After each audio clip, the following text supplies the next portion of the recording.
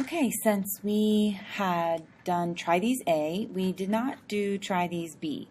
So in your book, it should have a chart that looks similar to this, where we have a square and we have a side.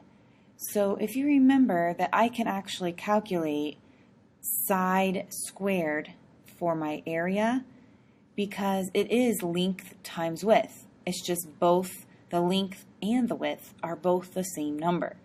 So if I'm going to calculate a square with the side of 3, that means I'm doing 3 times 3 or 3 squared. Those are the same thing.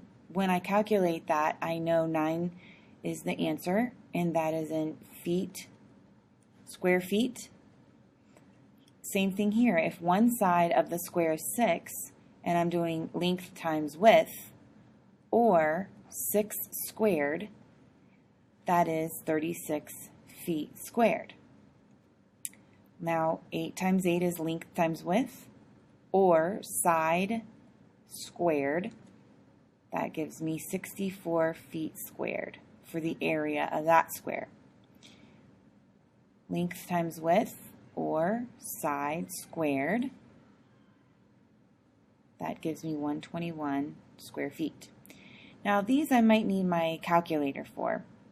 If you look, 4.2 times 4.2, I can use my calculator for 4.2 squared,